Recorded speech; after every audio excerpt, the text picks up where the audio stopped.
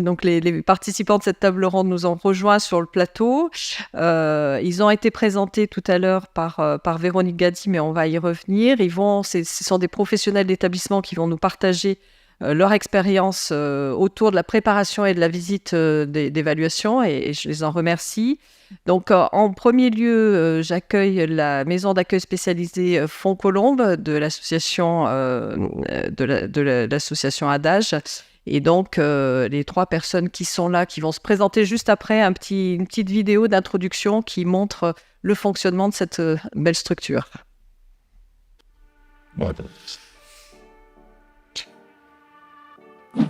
La maison d'accueil spécialisée de Fonds Colombe accueille 40 résidents qui présentent un trouble du spectre de l'autisme associé à une déficience intellectuelle moyenne à sévère.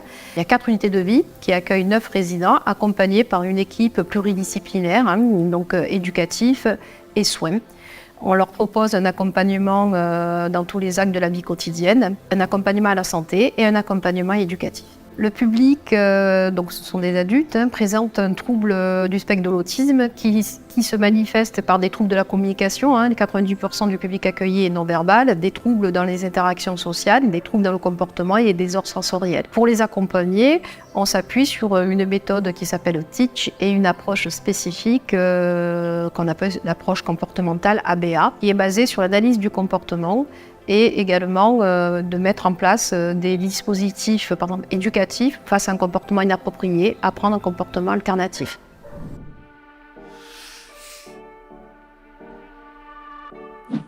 Eh bien, nous accompagnons principalement des adultes atteints du trouble du spectre autistique et qui n'ont pas forcément accès au langage. Et pour qu'à un moment donné puisse s'instaurer de la communication, ou du moins qu'ils puissent nous faire part de leurs désirs ou d'une volonté de vouloir faire quelque chose au sein de l'unité, nous avons mis en place un classeur PEX. Grosso modo, il s'agit d'étiquettes avec des mots, que ce soit pour aller aux toilettes, boire, prendre une collation, ou peut-être avoir accès à la télé ou à la musique. Une fois que la personne a envie de communiquer avec vous, elle vient soit vous baragouiner quelque chose de l'ordre d'une communication, soit elle prend directement le classeur PEX. À un moment donné, vous devez vous méfier, car vous ne pouvez pas refuser ce qu'elle est en train de vous demander. Ceci permet de pouvoir temporiser à un moment donné les demandes des résidents et de ne pas avoir quelqu'un qui est assujetti à l'adulte au sein de la structure. Ça permet aussi de pouvoir temporiser, d'avoir quelqu'un qui est un peu, on va dire, autonome sur la façon de pouvoir être dans l'unité. Alors déjà, au sein du pôle ressources, on élabore un planning avec des activités qu'on propose aux résidents des unités. Donc on peut faire de la pâtisserie, des activités manuelles, de l'esthétique. Et par exemple sur la cuisine thérapeutique, donc on cuisine avec les résidents pour ensuite manger avec eux. On élabore du coup les recettes, on coupe les aliments avec eux. On a des résidents au début qui voulaient pas du tout couper parce que du coup ils savaient pas faire. Donc petit à petit on les accompagne en les aidant avec du main sur main. Et aujourd'hui par exemple une résidente qui voulait pas du tout couper, d'elle-même elle va prendre l'ingrédient que je mets devant elle, va l'ouvrir, va commencer à le découper. Donc n'y arrive pas forcément, mais du coup elle sait qu'on va l'aider, donc du coup elle nous attend. Et donc non, c'est un moment très sympa avec eux où généralement on profite pour parler de tout et de rien, et pour ceux qui le peuvent. Et généralement, on peut mettre aussi un peu de musique, c'est un moment un peu convivial.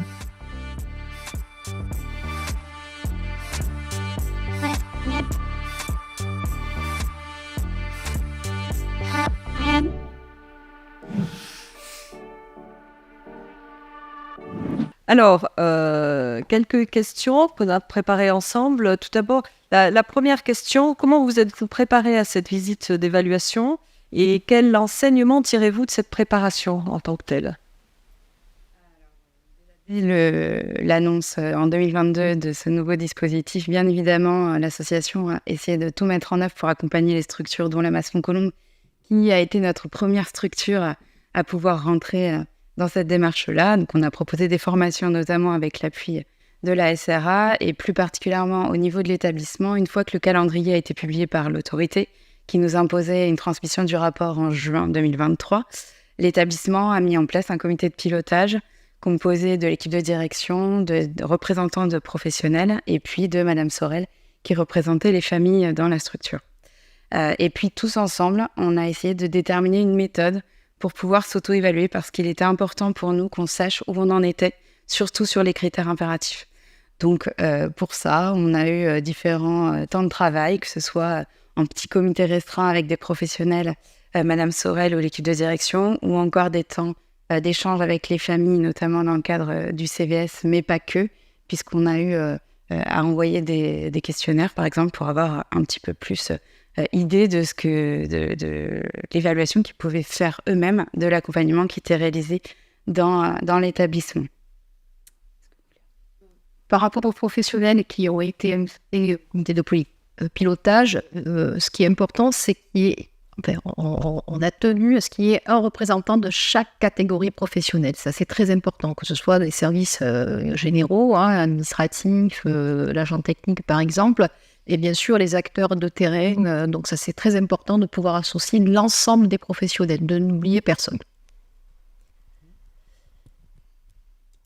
Et pour les familles. Oui, et pour les familles, moi j'avais déjà un petit peu l'habitude des évaluations internes et externes, donc j'ai pas été complètement déboussolé par les travaux de ce comité de pilotage que j'ai trouvé convivial. Voilà. Il y a une chose qui m'a vraiment étonné, c'est que le personnel avait systématiquement l'idée de se sous-coter et non pas de se surcoter comme on pourrait l'imaginer. Il se cotait par exemple, je sais pas moi, 1 ou 2, et bon, je savais ce qui s'était fait déjà dans la structure, et je leur disais, mais vous oubliez que vous avez déjà mis en place ceci, vous avez déjà travaillé là-dessus, on a déjà des fiches sur... Et ils disaient, ah mais oui c'est vrai, on a fait ça, voilà. Et du coup on arrivait à ce côté en 3 par exemple, alors qu'au départ on démarrait en 1. Ça je trouvais intéressant parce que c'était pas simple pour le personnel de se dire... bon, on va être sanctionné si on n'est pas comme il faut, et à la fois de se dire, ils oublient ce qu'ils font. Je pense que c'est tellement au quotidien qu'ils oublient, qu'ils font des choses, qu'ils mettent en place des actions structurantes pour leur unité, par exemple. Et c'est vrai que ce temps d'auto-évaluation, du coup, nous, on le met en systématique quasiment maintenant dans les établissements qui vont être évalués, parce que, comme vous l'avez très bien dit, c'est un temps très important pour comparer les regards de toutes les parties prenantes d'un établissement. Et vraiment, ça a été très positif. On a partagé les résultats avec, pareil, toutes les parties prenantes. Et ça a vraiment permis d'arriver vers la visite d'évaluation en étant un peu plus serein, préparé. Ouais. Et on n'a pas eu de surprise, finalement, par rapport à ce qui nous a été dit après par les évaluateurs. Oui, ce temps préparatoire a permis aussi de valoriser tout ce qui était fait, tout ce qui était démarche qualité intégrée aux pratiques et dont on n'a pas toujours conscience tellement ça fait partie du cœur du métier de chaque professionnel dans cette démarche d'accompagnement. Donc plutôt une démarche qui vous a rassuré, porté et amené à dynamiser l'équipe autour de l'évaluation. Madame Sorel, par rapport à la sous-évaluation qu'on avait tendance, moi la première, on a tellement la tête dans le guidon que cette auto-évaluation, en tout cas, a permis de lever la tête et de regarder, de faire un état des lieux. Et on s'est rendu compte, à travers également les éléments de preuve, on en a parlé, qu'il y avait beaucoup de choses qui ont été mises en œuvre et ça nous a permis également de les re-questionner. C'est ça l'intérêt, c'est de faire un état des lieux et de mener après un plan d'action. Alors, dans les échanges qu'on avait eus en amont, il y avait aussi la question que la visite d'évaluation avait permis de redynamiser un certain nombre de relations entre les différents partenaires et parties présentes, et notamment vis-à-vis des représentants des familles, des personnes accompagnées. Est-ce que vous pouvez nous partager cette expérience qui est quand même particulièrement riche ? À différents niveaux, la visite d'évaluation a, je trouve, moi, vraiment, encore une fois, permis de fédérer toutes les parties prenantes de l'établissement. Puisque dès le début, dès la réunion d'ouverture, tout le monde a été invité, que ce soit les familles, les professionnels, l'équipe de direction, etc. Tout au long, il y a eu effectivement la rencontre avec le CVS, qui a été un temps particulier. Il y a eu tous ces temps d'observation. On a eu la particularité aussi pour la méthode accompagnée traceur, j'entendais tout à l'heure l'adaptabilité attendue en tout cas, Là, dans une masse celle de Foncolombe, on a un public qui est pas communicant ou très très peu. L'évaluateur a adapté sa méthode justement pour permettre quand même d'avoir l'avis de ces personnes. Et dans ce temps-là, les familles ont pu être entendues. Donc il y a eu au fur et à mesure assez régulièrement des temps d'échange en tout cas et comment dire, une expression possible par les familles et les usagers. Et ce qui pour moi a été très important dans ce temps d'évaluation, c'est le temps de restitution.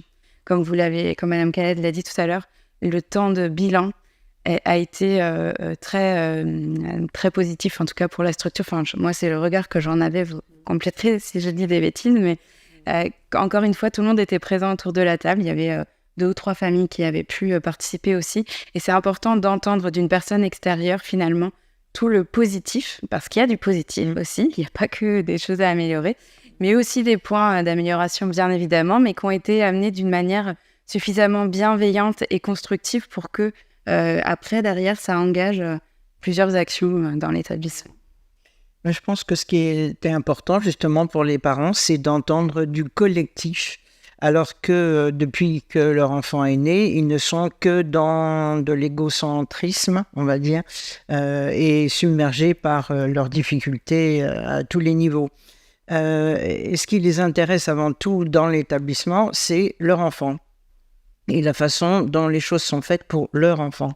Alors que là, avec un retour d'évaluation et une multitude, on va dire, de personnes interviewées, la parole ne devient plus individuelle et centrée sur leur enfant, mais sur la notion de vie dans l'établissement et de ce qui s'y fait et de ce qui est procédé dans l'ensemble, pour l'ensemble des résidents. Et je pense que ça, pour les parents, c'est important. Et pour les professionnels, moi, je tiens à remercier l'ensemble des professionnels de la masse qui ont été très engagés et impliqués dans l'auto-évaluation et l'évaluation. Et l'importance que la direction assure auprès des professionnels une transparence. C'est-à-dire que l'importance que les professionnels se sentent suffisamment à l'aise pour dire leur expérience, à la fois les points forts et les limites, qu'il n'y ait pas de sujet tabou, ça c'est important, et de non-dit.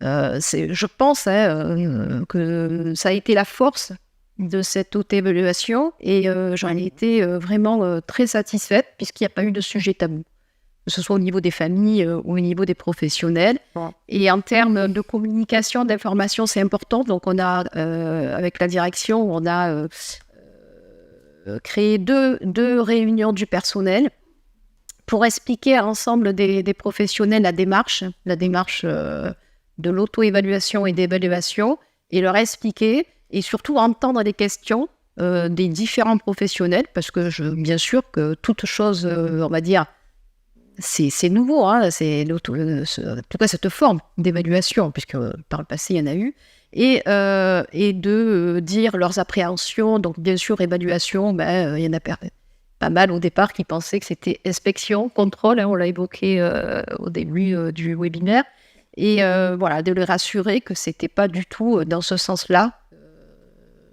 qu'il fallait le vivre. Et au final, ça a été bien vécu et on a été surpris puisqu'on a laissé le choix aux professionnels. Il y avait le comité pour la restitution, le comité de pilotage qui a été invité, bien sûr, mais on a ouvert la restitution à tous les professionnels qui voulaient. Et on a été étonnés du nombre de professionnels. La salle de réunion, en plus, nous, elle est petite, mais bon, on y est rentré. Voilà. Et c'est vrai que dans la suite de l'évaluation, il y a eu quelques travaux lancés, notamment pour renforcer la communication avec les familles qui avaient été un peu mis en évidence comme point d'amélioration de l'évaluation. Et il y a tout un travail, notamment, qui a été mené avec l'espace régional éthique pour lever quelques sujets qui pouvaient faire tension, en tout cas avec les familles. Il y a différentes rencontres, notamment la fête des 10 ans de la structure qui a permis de réunir tout le monde. Donc, moi, j'y vois quand même un côté plutôt positif de cette évaluation, en tout cas pour la relation avec les familles. Alors, moi, je mettrais juste 2 bémols par rapport aux familles. Ce vocabulaire que vous avez utilisé, que personne n'a compris, mais personne. Cet accompagnant traceur, ce traceur ciblé, alors là, ça me fait penser à l'éducation nationale qui change la gomme en outil effaceur ou je ne sais quoi. Enfin bon, tous les parents ont trouvé ça complètement ridicule. Moi, la première, hein, voilà. Par rapport à l'impossibilité des personnes de s'exprimer, je pense que ça n'a pas été un handicap majeur pour l'évaluation externe. D'abord parce qu'on a eu des évaluateurs que j'ai trouvés tout à fait bienveillants, oui, voilà, tranquilles. Bon. Quand on leur disait, bah, ça on peut pas dire, on peut pas savoir, on peut juste qu'inventer ou éventuellement se baser sur des comportements qui permettent de penser que la personne est bien ou pas bien. Donc là, ça n'a pas été un souci. Ce qui n'a pas été un souci non plus, c'est l'adaptation des non concernés, parce qu'il y avait des choses pour lesquelles la masse n'était absolument pas concernée.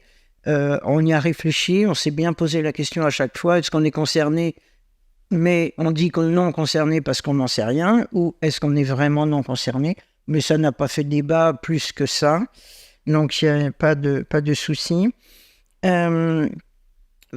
Pour le CVS, dans des établissements comme les MAS, le gros problème, c'est le vieillissement des populations. Alors, population accueillie, certes, mais population des parents, parce qu'il y en a qui ne sont plus là, et il y en a qui sont plus tout jeunes. Voilà. Donc, c'est difficile pour l'établissement de trouver des moyens de mettre en énergie les parents par le CVS ou autre. Au CVS, on est 4, on n'arrive pas à être 5, quoi. Hein. Bientôt, ça se trouve, on sera plus que 3. Enfin bon, c'est une vraie difficulté. Et donc, peut-être en tenir compte dans les évaluations externes, parce qu'on ne peut pas inventer une dynamique de parents quand il n'y a pas de parents, ou qui sont trop vieux. Voilà. Et puis, il y a une autre chose que je voulais dire aussi par rapport au plan d'action. Il y a une volatilité des personnels qui est énorme, pas forcément à la masse, hein, partout, hein, c'est le secteur qui est affecté. Et ça veut dire une reprise systématique et permanente des plans d'action avec l'ensemble des personnels pour resensibiliser ceux qui l'ont déjà entendu, qui ont déjà participé à des actions d'amélioration, mais resensibiliser ou sensibiliser ceux qui viennent d'arriver, qui n'y connaissaient rien, qui n'ont rien compris à la démarche. Et ça me semble être, quand les personnes qui sont intervenues tout à l'heure, des hautes autorités, disent qu'elles vont aider les établissements à mettre en place des plans d'action, là je crois qu'il va falloir effectivement mettre en place des financements d'horaires spécifiques à la formation des personnels, à la mise en œuvre de ces plans d'action.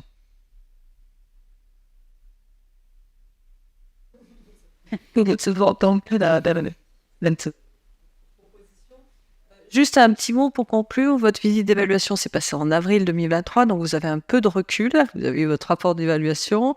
Quel message souhaitez-vous porter en conclusion de ce retour d'expérience?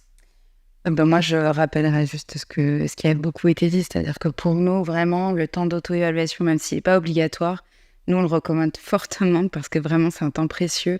Et encore une fois, ça permet vraiment déjà de préparer les équipes, d'informer, former toutes les parties prenantes. Donc, c'est vraiment un temps important. Et puis, comme on a pu l'entendre dans les établissements aussi, il faut vraiment que les équipes s'approprient le dispositif, mais avant tout pour eux.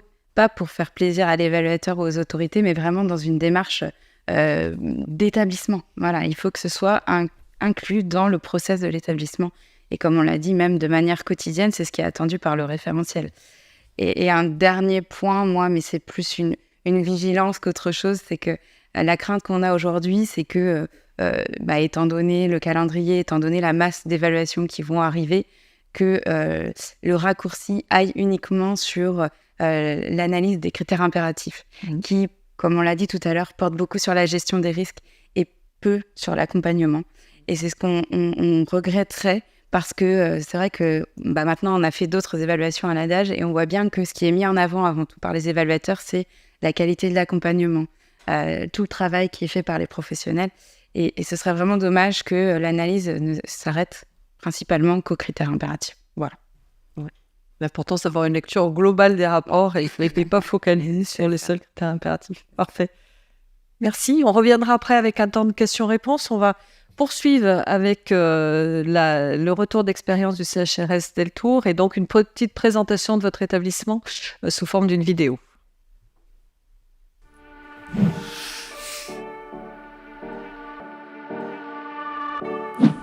Le CHRS Deltour fait partie de l'association ARPAD, qui a 50 ans cette année. L'association ARPAD, elle est dédiée spécifiquement au public ayant des problématiques d'addiction et aux grands précaires. Et ça se décline sur 2 pôles. Un pôle soins, qu'on appelle addiction, prévention, soins, le pôle APS, et un pôle plus social, la d'AHI, donc d'accueil, d'hébergement et d'insertion. Le CHRS Deltour est donc un centre d'hébergement de réinsertion sociale qui a 30 places et il est spécifiquement dédié aux publics qui ont des problématiques addictives mais qui sont dans un parcours d'insertion, insertion sociale et ou professionnelle. Il se compose de 21 foyers puisqu'on accueille également des personnes adultes isolées mais avec enfants. Donc 21 foyers pour 30 places, donc on a en moyenne entre 8 et 10 enfants par an. Les personnes sont accompagnées par un éducateur et accompagnées par un psychologue. Donc ces personnes sont accueillies sur une durée moyenne, la durée moyenne est environ de 14 mois, donc c'est quand même assez long. Et un éducateur accompagne 5 à 6 personnes, ce qui nous donne la possibilité d'être de manière continue avec ces personnes-là. L'accompagnement social, il est globalisé, donc il n'y a pas uniquement de l'accompagnement aux soins, il y a tout l'accompagnement administratif et bien évidemment l'accompagnement à l'insertion. La plupart du public aujourd'hui est plutôt sur une démarche d'insertion sociale. Le volet d'insertion professionnelle existe toujours, mais les problématiques addictives et les problématiques psychiques, voire psychiatriques des personnes limitent leur insertion professionnelle à ce jour. Le public accueilli, c'est un public qui est dans une problématique de dépendance, donc d'addiction. La particularité du CHRS, c'est qu'on les accueille alors que ces personnes ont déjà un parcours de soins. Du coup, ils nous sont la plupart du temps orientés par des cliniques, par des XAPA, par des centres de post-cure ou des appartements thérapeutiques relais. Donc la spécificité de notre CHRS, c'est qu'on a un partenariat important avec le sanitaire et le médico-social.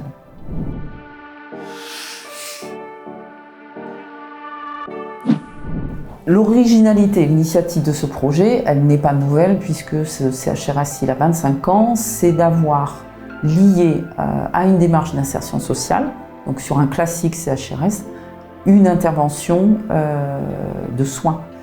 Et donc d'avoir intégré dans l'équipe éducative de travailleurs sociaux un temps de psychologue. Exactement, elle est à mi-temps sur la semaine.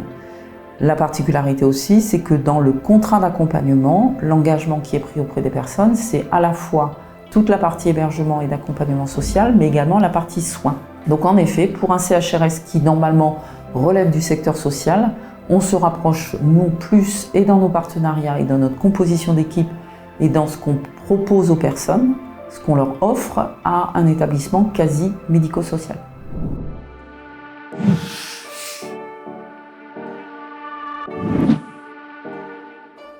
De l'accompagné traceur qui croise le regard de la personne accompagnée avec celui de l'équipe.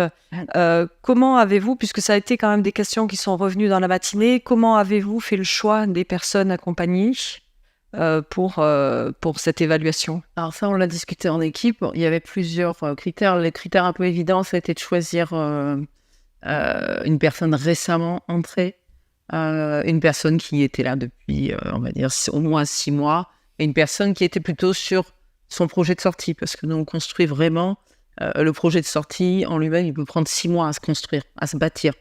Donc voilà, on a décliné ça, et après, on a essayé de voir des personnes en fonction. Alors là, on était spécifiquement sur des personnes qui ont des problématiques de dépendance, mais qui n'ont pas les mêmes non plus, et qui peuvent avoir des troubles psychiques, voire psychiatriques associés ou pas. Et là, on a pu essayer d'identifier... voilà. La question tout à l'heure qui était relevée, la question de la langue, c'est une vraie limite.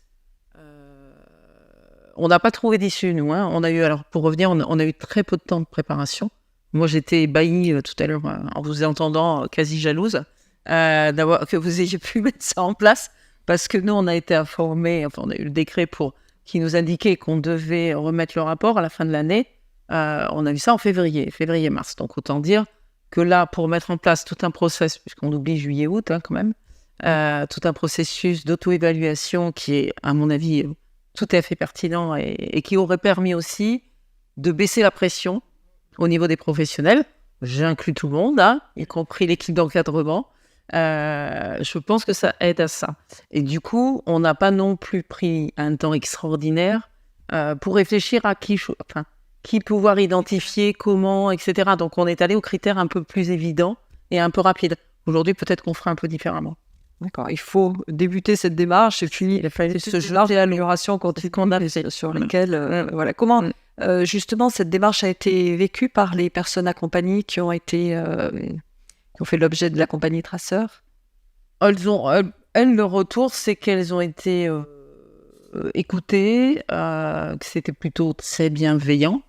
La même remarque tout à l'heure que de donner M. Vérine sur la question, beaucoup d'insistance sur la question de la maltraitance et pas assez sur l'accompagnement, sachant que la particularité des CHRS, beaucoup de choses ont été dites tout à l'heure, donc je trouvais ça plutôt assez intéressant et la photo, elle est vraiment, vraiment globale. Sur les CHRS, vous avez 1001 façons d'héberger et d'accompagner sur le champ de la réinsertion sociale. Et les politiques publiques qui tendent aujourd'hui à être plus vers de l'aller vers et vers du diffus, elles existent aujourd'hui, mais elles ne sont pas nouvelles. Ce CHRS, il a 25 ans, il a toujours été en diffus. Donc là, c'est certain que pour nous, la grosse difficulté, mais c'était la même chose pour les personnes accompagnées, c'est qu'elles disent, mais on ne savait pas quoi répondre, parce que ça ne correspond pas à ce lieu, sur des questions qui leur ont été posées, sur un espace de convivialité, etc. Beaucoup de choses se passent en milieu ordinaire. Tout va on va de plus en plus amener les gens et les accompagner vers le milieu ordinaire. Donc il est évident que là, la partie partenariat, par exemple, elle est extrêmement conséquente et elle est difficilement valorisable.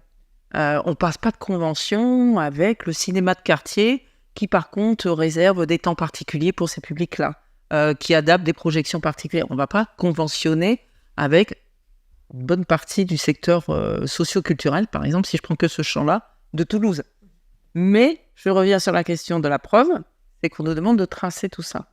Et là, le mal vécu, et là c'est la même chose pour un peu moins pour les personnes accompagnées, parce qu'on leur a pas demandé d'apporter des preuves de quoi que ce soit, mais pour les professionnels, ça a été la question de la preuve.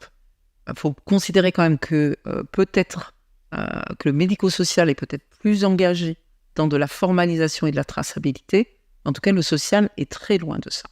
Et il y a une forme, moi je ressentis comme telle, d'imposition et d'injonction à prouver des choses qui sont difficilement prouvables.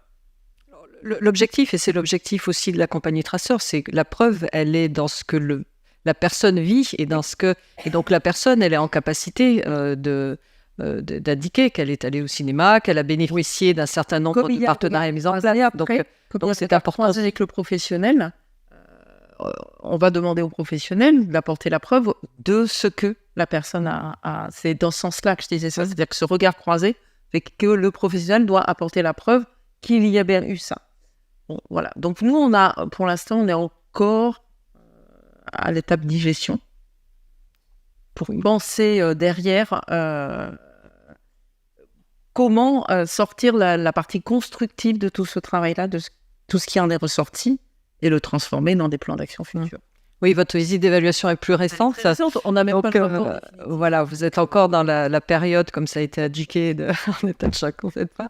Mais quel premier enseignement tirez-vous quand même de cette période de visite, d'évaluation et du Alors, sur la période elle-même, parce que les évaluateurs ont été très bienveillants, très constructifs. Donc en ça a été des temps plutôt riches, que ce soit avec les professionnels qu'avec les personnes accompagnées ou même, on va dire, l'encadrement. Les temps de restitution, ils ont été très largement ouverts, donc toute l'équipe était présente. Et là aussi, ça a permis, ça m'amusait tout à l'heure, parce qu'en effet, les premières estimations de cotation qui étaient faites par les évaluateurs, les professionnels étaient plutôt surpris, s'attendaient à moins. Donc ça a permis de regonfler quand même un petit peu tout le monde. Donc ça a été une démarche très intéressante. Mais derrière, nous, on a déjà enclenché un certain nombre de choses qui vont démarrer au mois de janvier sur un accompagnement où on va être accompagné là aussi sur toute la démarche qualité, parce qu'on est quand même... ça a mis aussi en évidence tout le chemin parcouru sur cette démarche qualité, ou en tout cas pour ce qui est de notre association. On n'a pas de personnes dédiées à ça, c'est-à-dire que c'est quelque chose qui est porté notamment par toutes les équipes d'encadrement, et donc là, il faut essayer d'amorcer quelque chose de plus structuré, de plus formalisé. Alors justement, en tant que manager, comment envisagez-vous de porter toute cette politique d'amélioration continue de la qualité des accompagnements? Est-ce que vous avez déjà des premières pistes de travail, même si effectivement vous attendez votre rapport définitif Là, on a déjà commencé à travailler avec un cabinet externe, enfin qui est assez présent, qui s'appelle Stisam sur Toulouse, et qui est déjà intervenu sur de la réflexion éthique, bientraitance, etc. avec nous, et qui va nous accompagner dans la démarche qualité, et notamment dans cette réflexion en fonction de l'évaluation sur tous les points d'amélioration qu'il faut qu'on mette. Donc ça va être... parce que là, c'est pas que sur le CHRS et le Tour, c'est sur l'autre CHRS, et on a également des dispositifs d'hébergement qui ne sont pas soumis à l'évaluation qualité, qui à mon avis devraient l'être quand même, puisqu'ils ont juste le défaut de ne pas s'appeler CHRS, mais ce sont des centres d'hébergement d'urgence aussi, et que je trouverais un peu étrange qu'il n'ait pas aussi ce cadre-là. Nous, en tout cas, on leur applique. C'est-à-dire qu'on décide de travailler la même chose sur toutes ces structures, quelle que soit leur nomenclature juridique. Et donc ça va démarrer en étant vraiment accompagné. On peut pas, de notre point de vue, on ne peut pas le faire seul. On ne peut pas le faire sachant que cette évaluation qualité, elle va servir aussi pour ce qui était dit tout à l'heure, pour venir étayer aussi l'échange et le dialogue autour du CEPOM, puisque nous n'avons pas de CEPOM non plus. Donc là, on rentre dans le dur, puisque on doit aussi faire le CEPOM en 2024. D'accord. Le social est très en retard, en tout cas sur le 31. À ma connaissance, il n'y a qu'une association qui a son CEPOM encore. Donc on a vraiment un gros chantier. Donc la vigilance quand même, pour moi la démarche elle est très intéressante, le regard croisé est très intéressant. Là, il faut que nous on digère ça et qu'on l'intègre dans des dispositifs. Mais il faut penser qu'il y a une forme d'acculturation quand même du secteur social sur ces démarches-là. Et que là, beaucoup de choses arrivent. On parlait de la problématique de garder des professionnels, etc. etc. Moi, je le dis en tant que personne en charge d'un encadrement, le point de vigilance, il est aussi de ne pas écraser du personnel en les sursollicitant sur tout un tas de démarches, avec la question des CEPOM derrière, etc. Donc, c'est un équilibre à trouver qui est complexe, vraiment complexe, mais intéressant, mais complexe. Alors, on va peut-être prendre quelques questions qui ont été posées pendant le temps de vos interventions. Une première question, combien de temps demande la préparation de la visite ? Et est-ce que c'est compatible aujourd'hui avec les contraintes fortes au niveau des RH des établissements ? Donc, nous, sur la Masson-Colombe, on a commencé à faire l'auto-évaluation en octobre. On a terminé en janvier en faisant des temps de réunion. En tout cumulé, ça devait faire une semaine vraiment de travail dédié à l'auto-évaluation. Une visite de l'évaluateur, c'est sur 2 jours, de le regrouper sur 2 jours. Oui, ça demande de l'anticipation, forcément, puisque nous, on est un établissement ouvert 365 jours. Les personnes qui sont interviewées, qui font partie, puis il y avait des groupes, donc forcément, il fallait penser aux résidents, à la continuité de l'accompagnement. Donc ça, c'est important. Ça demande de l'anticipation et que l'établissement puisse fonctionner quand on détache les professionnels pour être interviewés. Et ce qui était intéressant dans cette évaluation, qui nous a facilité aussi par rapport à la RH, c'est que les évaluateurs sont allés aussi sur le terrain, donc observer. Ils ont été très discrets, très bienveillants. Donc, ça a permis de détacher moins de temps, je dirais, certains professionnels. Donc, mais la RH, oui, ça demande à planifier, à remanier le planning, prendre le planning prévisionnel et le remanier pour à la fois, même sur certaines activités. Alors, je remercie les évaluateurs parce qu'ils ont pas... Ils ont été très sensibles à ne pas perturber au maximum le fonctionnement des unités de vie et des personnes autistes. Donc ça, je les remercie, mais il y a quand même eu quelques aménagements à faire. Ok. De votre côté? Ça rejoint exactement la même chose. Les évaluateurs se sont adaptés quand même à ce qui existait. Bon, pour le CHRS Deltour, l'autre CHRS, c'est un collectif, donc c'est un peu différent, mais le CHRS Deltour qui est un diffus, c'est vrai que la question de l'observation, du temps d'observation, elle est très difficile à mener, parce que, alors, à part certains ateliers éducatifs qui sont menés de manière récurrente, donc hebdomadaire, etc., mais beaucoup de choses sont à l'extérieur, il y a un facteur temps sur cette évaluation qui n'est pas négligeable, et qui a une vraie incidence. On parlait tout à l'heure du nombre d'accompagnés traceurs, minimisé à 3. On peut en effet se poser la question de la représentativité à un moment donné sur un public qui est très varié. Je prends l'exemple d'un autre CHRS donc, qui a eu l'évaluation où il y a 54 places. 3 personnes, ça fait quand même pas beaucoup. Pas très révélateur non plus de la mixité du public. Et donc, du coup, mais là, c'est bien l'évaluateur, c'est aussi une discussion entre l'établissement et l'organisme évaluateur, mais il y a une contrainte financière, clairement, parce que qui dit plus, si nous, on souhaite, par exemple, valoriser un peu plus la représentation de la diversité du public qu'on a, etc., ou des difficultés aussi à adapter une offre de service de qualité aux personnes parce qu'il y a des spécificités, on se dit, ça serait bien de présenter 6, 7 personnes, par exemple. Ah oui, mais ça fait un jour de plus. Voilà. Donc, on est aussi tendu sur ces choses-là. Et du coup, il peut y avoir une certaine frustration au final. Et on le voit déjà dans la préparation parce qu'on essaie de rentrer des choses. Moi, je dirais un autre élément important avec les évaluateurs, avec l'organisme, de bien identifier mieux que ce qu'on a pu faire nous, faute de temps, les temps qui nous paraissent essentiels. Sur l'observation, nous, on a déploré un manque d'observation sur des temps charnières, de la journée à la nuit. On est quand même centre hébergement, donc automatiquement, beaucoup de choses se passent sur la soirée, sur des temps de repas qui n'ont pas été observés non plus. Voilà, donc bon, c'est comme ça qu'on apprend. C'est des choses sur lesquelles... Mais là aussi, on est sur des contraintes financières, c'est-à-dire que l'amplitude horaire des évaluateurs est plus grande, donc du coup, le coût est plus important. Voilà. Il faut arriver à trouver un équilibre. Ouais. On l'appelle comme ça avec notre évaluateur, je pense que c'est un peu pareil partout, c'est-à-dire le temps où on prépare la visite avec l'évaluateur est hyper important, je trouve. Elle fait partie aussi de la réussite des évaluations, c'est-à-dire que c'est un moment où les professionnels peuvent poser toutes les questions qu'ils veulent à l'évaluateur aussi pour que ça se passe du mieux possible.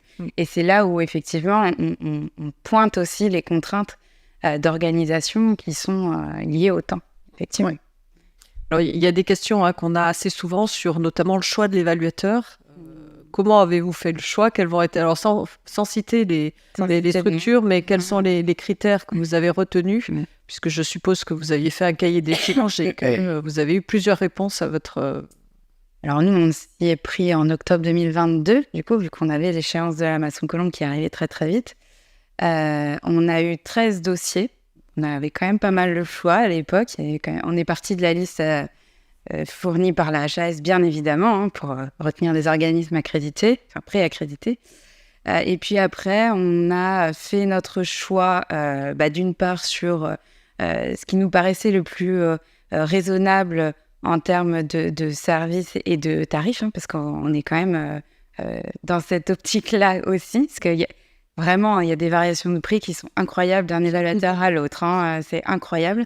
Et puis surtout, là où on a porté vraiment notre attention sur le choix final et dans la lecture des dossiers, c'était la philosophie de l'évaluateur. C'est-à-dire que nous, on voulait vraiment des évaluateurs qui soient dans la philosophie du référentiel, c'est-à-dire amélioration continue de la qualité et pas en mode inspection comme on a pu le sentir parfois quand on a auditionné certains candidats.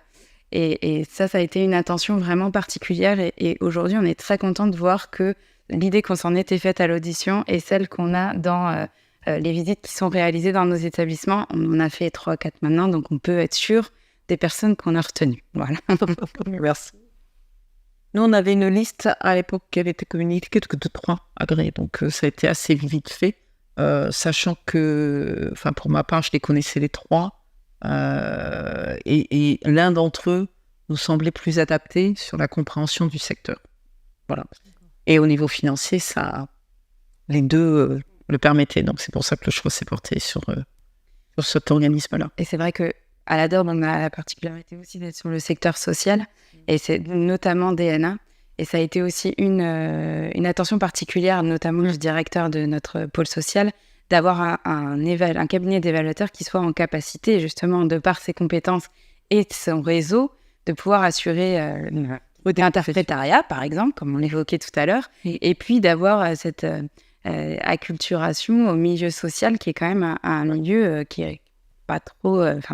quand même différent du médico-social. Sur certains... D'accord. Comment envisagez-vous d'organiser le suivi de la démarche aujourd'hui? C'est nous qui commençons. comme vous voulez. Il y a un plan d'action qui a été élaboré par la structure. Je ne sais pas si Yasmine... Oui, il y a un plan d'action qui, dans différents, bien sûr, domaines, qui a été mis en œuvre. Il y a certains axes qui sont en cours de mise en œuvre, notamment tout ce qui concerne, parce que je vois qu'il y a une autre question, d'associer les personnes accompagnées, donc ça peut faire le pont. Donc, il y a dans le champ, on parle de l'autodétermination, par exemple, donc on commence à former des professionnels sur cette question-là, et dans le plan d'action, par exemple, pour associer les personnes, on a vraiment une réflexion à avoir, même si les personnes sont non-verbales, on est bien d'accord, avec des déficiences comme on l'avait évoqué, moyennes à sévères, on doit réfléchir à comment, sur certains domaines, ce ne sera pas tous les domaines, comment le présenter aux résidents. Parce que sur 40 résidents, je pense qu'il y a quelques résidents où on peut y accéder, on peut y arriver. Après, bien sûr, on va s'appuyer des représentants du CVS. Et là, on a une nouvelle direction, donc du coup, on va se réunir parce que ce qui est important dans le plan d'action, c'est les échéances. Et les échéances, il ne faut pas les perdre de vue. Donc, on a un logiciel qui nous permet d'avoir des alertes. De temps en temps, j'ai sur ma boîte mail, Madame Pecker, telle action à réaliser, la date arrive à échéance. Voilà, qui vous met un peu la pression. Mais je crois que c'est vraiment important de ne pas perdre de vue les échéances pour mener à bien les actions. Mais ça, c'est pas simple, parce que comme je rejoins Madame Sored sur le fait que quand vous avez du turnover dans les établissements, donc la direction a vraiment un gros travail à faire de méthodologie pour pas perdre de vue ces actions, quelle que soit si je puis dire, la mouvance qu'il y a dans l'établissement. Ça va être un véritable enjeu à relever. Et puis, il y a un outil, le rapport d'activité annuel, comme on l'a dit tout à l'heure aussi, qui permet de faire le lien avec toutes les autres démarches de la structure. Parce que le PAC, c'est pour moi un plan d'action intégré à l'ensemble de la structure, qui est un plan beaucoup plus global, qui embarque les actions du projet d'établissement, différents aspects. D'accord. Et il y a une question, alors je me tourne plutôt vers vous. Comment envisagez-vous d'associer les personnes accompagnées à la lecture et à la compréhension de ces premiers résultats? Alors justement, c'est pour ça qu'on se fait accompagner, ce que j'ai tout à l'heure, par un groupe qui sont des professionnels, c'est une coopérative sur Toulouse, de gens qui sont sociologues, etc., qui nous ont accompagnés plusieurs fois, dans lequel les personnes accompagnées, qui ont été interviewées lors de la démarche d'évaluation ou pas d'ailleurs, donc plus largement, vont être intégrés dans ce groupe de travail. Donc, et eux vont nous aider à traduire les critères pour qu'il y ait une compréhension quand même partagée et commune de pourquoi cette notation, qu'est-ce qu'on peut travailler derrière, etc. Mais c'est toute cette démarche qui est prévue sur les 6 premiers mois de l'année, avec une échéance aussi. Voilà. Même question? Parce que vous avez un public. Comment vous envisagez d'associer les personnes accompagnées à Alors, la lecture, à l'appropriation des résultats de l'évaluation? à la Masson Colombe, pour le coup, parce que là, on a vraiment fait tout le parcours pré-rapport, rapport définitif, etc. On a eu un temps de partage sur le pré-rapport. Avant d'envoyer nos commentaires aux évaluateurs, on l'a partagé avec l'ensemble des familles qui ont voulu participer à ce temps d'échange. Et il y en a eu pas mal à ce temps-là. Et voilà, ça nous a permis de faire un retour qui incluait, du coup, l'avis des personnes accompagnées. Et on envisage, et on le dit, nous, dans tous nos autres établissements, qu'effectivement, c'est un temps à pas négliger non plus dans tous les autres qui vont passer à l'évaluation. C'est-à-dire d'avoir au moins un temps d'information, d'échange sur les rapports d'évaluation. D'où l'importance du temps préparatoire et d'associer les familles au temps préparatoire. On y revient. Parfait, on arrive au terme de ces échanges et de ces questions. Je vous remercie en tout cas pour avoir partagé, parce que je pense que les différents éléments que vous avez aujourd'hui exprimés vont être particulièrement intéressants pour les établissements qui se préparent à cette démarche. Il y aura d'autres temps de retour d'expérience que nous allons organiser avec d'autres équipes pour pouvoir aussi balayer l'ensemble des champs. Il n'y avait pas notamment aujourd'hui d'EHPAD parce que le temps était un peu compté, mais il y aura d'autres temps sur lesquels on fera intervenir d'autres professionnels de l'ensemble des secteurs. Merci mesdames.